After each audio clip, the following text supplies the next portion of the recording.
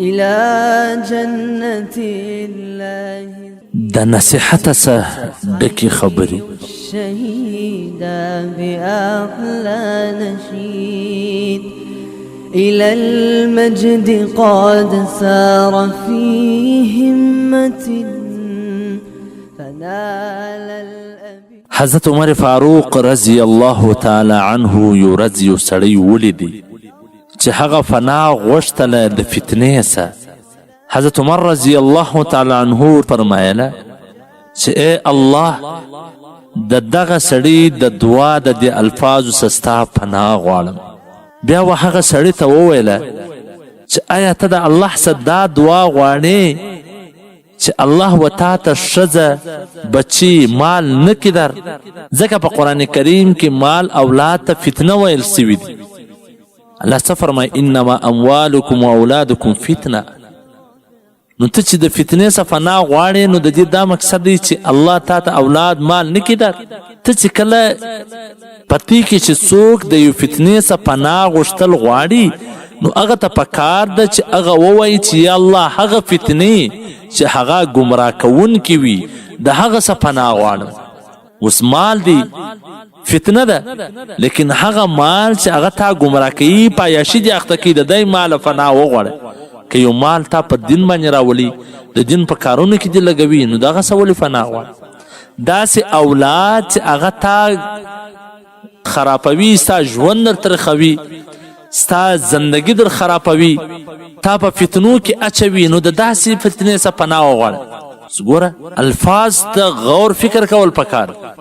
نو ځکه حضرت عمر رضی الله تعالی عنه وفرمایي چې ګوره مال هم فتنه ده لیکن اره مال نه د هغه مال څخه پناه وغواړه چې تا ګمراه کوي. اولاد هم فتنه ده په قرآن کې فتنه ورته ویل سوي دي لیکن د هغه اولاد څخه پناه وغواړه د هغه فتنې څخه چې تا ګمراه کوي د هرې فتنې څخه پناه مه غواړه. حیات صحابه جلد نمبر 3 صفحه نمبر 360. نمضي سراعا لمجد تلين ونصنع من ليبيا صرح فخار بنهر الدماء. د بد خلکو صحبت د بد خلکو سره وسیدل د بد خلکو صحبت د بد خلکو سره وسیدل دا د زهر څخه هم زیات خطرناک دي.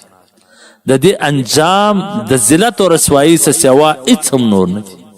څرنګه چې د یو نیک صحبت د یو ښه سړي صحبت ستا په نیکي کې ترقي درکوي د بدو شانو سره د راګرځولو د حفاظت یو ذریعه جوړی شي دغسې بد صحبت ته هم خرابیانو ته باسي.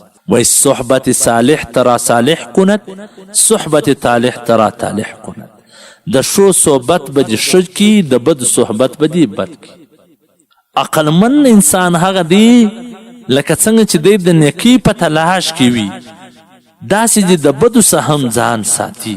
او انسان ته څرنګه چې د یو نیکي ضرورت سته داسې د یو ښه سړي د یو نیک سړي د صحبت هم ضرورت ورته سته.